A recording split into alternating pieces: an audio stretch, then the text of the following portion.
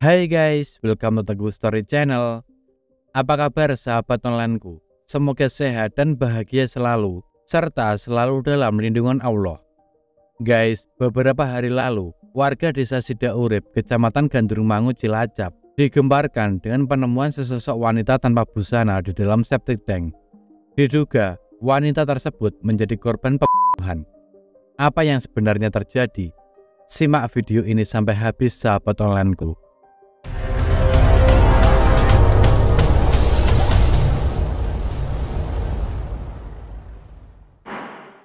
IM adalah wanita berusia 33 tahun, warga desa Sidaurip, Kecamatan Gandrungmangu, Cilacap. Diketahui, IM merupakan wanita difabel tunawicara. Meskipun memiliki keterbatasan, IM dikenal sebagai sosok yang pandai bergaul, ramah, sopan, dan kerap bermain bersama tetangga. Di rumah itu, IM tinggal sendirian, sedangkan 3 orang saudaranya merantau keluar kota dan adiknya masih kuliah di Cilacap dan pulang ke rumah hanya seminggu sekali. Dengan keterbatasannya tersebut, rupanya IM menjadi sasaran empuk bagi salah satu tetangganya, di mana salah satu tetangganya bernama Asyar Zuhada alias Harun berusia 31 tahun telah mengintai dan berencana untuk melakukan pencurian di rumah IM. Diketahui, rumah Asyar dan IM ini hanya berjarak sekitar 300 meter dan masih satu RW. Asyar merencanakan semua ini dikarenakan dalam kondisi keuangan yang sulit, yang diketahui profesinya yakni seorang juru parkir. Beberapa hari mengintai, Asyar pun lantas melancarkan rencananya tersebut pada Minggu 10 September 2023 sekitar pukul 1.00 dini hari. Saat itu, suasana di sana sudah sepi karena semua warga sudah tertidur.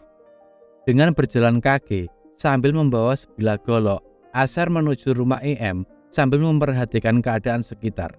Saat dirasa aman, Asyar kemudian memasuki rumah IM melalui jendela belakang rumah yang tidak terkunci. Selanjutnya, Asyar mencari barang-barang berharga milik IM dan menemukan dompet IM yang berada di lemari di dalam kamar IM. Saat Asyar mencoba mengambil dompet tersebut, IM tiba-tiba terbangun dari tidurnya dan betapa terkejutnya IM melihat Asyar berada di dalam kamarnya.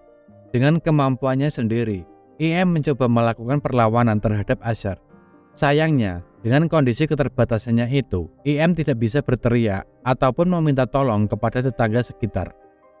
Mendapati perlawanan dari IM, Asyar yang panik kemudian membekap mulut IM menggunakan bantal hingga membuat IM lemas dan tak sadarkan diri. Mengetahui IM sudah tidak sadarkan diri, Asyar lantas mengambil barang-barang berharga milik IM, di antaranya perhiasan, handphone, serta dompet berisi uang sebesar 250.000. Ketika Asyar hendak meninggalkan rumah, ia melihat pakaian IM sedikit terbuka sehingga memicu nafsu daripada Asyar. Asyar lantas meruda paksa IM yang saat itu dalam kondisi tidak sadarkan diri. Saat sedang disetubuhi, tiba-tiba IM kembali sadar dan melakukan perlawanan. Bahkan ketika Asyar mencium IM, bibir Asyar sempat digigit oleh IM yang kemudian menyebabkan gigi korban tanggal. Mendapati itu, Asyar tidak tinggal diam. Ia kemudian meresponnya dengan kekerasan. Ia memukul IM dan melukai dahi IM dengan sayatan golok yang telah ia siapkan sejak awal. Selain melukai dahi IM, Asyar juga memukul wajah IM dengan tangan kosong yang menyebabkan IM pingsan. Ketika mencapai klimaksnya, Asyar mengeluarkan cairan putih di atas tubuh IM dan kemudian meninggalkan IM yang tergeletak di tempat tidurnya. Keesokan harinya, Senin 11 September 2023, sekitar pukul 1.00 waktu Indonesia Barat, Asyar kembali ke rumah IM untuk memeriksa kondisinya.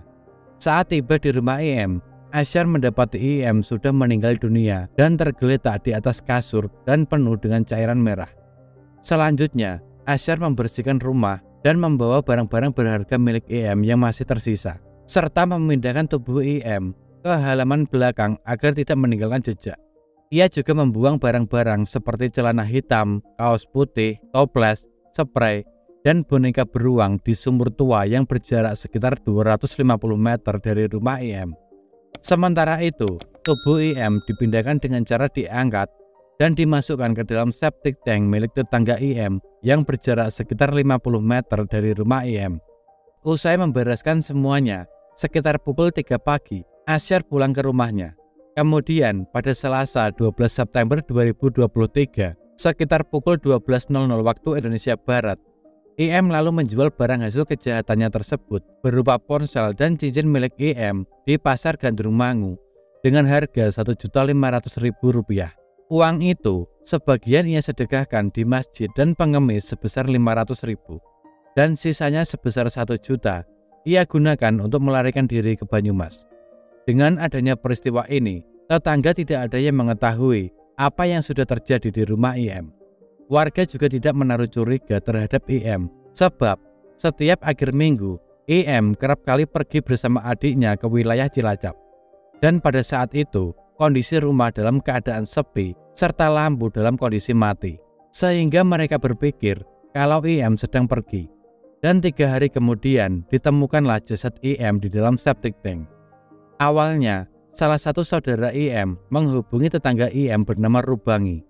Karena beberapa hari IM tidak bisa dihubungi.